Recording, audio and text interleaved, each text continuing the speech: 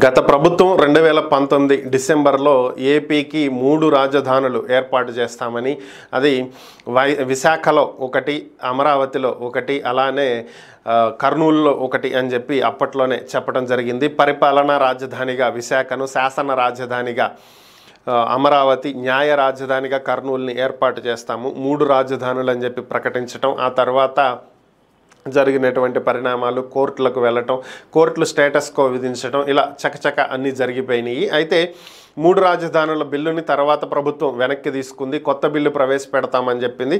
కానీ బిల్లు ప్రవేశపెట్టలేదు, ఎన్నికలు వచ్చినాయి.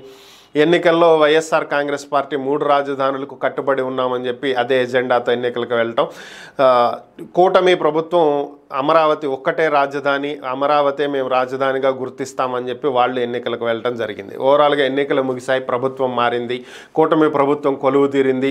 వచ్చిన వెంటనే అమరావతిలో చకచకా పనులు మొదలుపెట్టారు. పక్కన పడేసినటువంటి పనులన్నీ పట్టాలెక్కినాయి. ఇప్పుడు హడావిడిగా అమరావతిలో పనులు ముందుకు జరుగుతున్నటువంటి పరిస్థితి.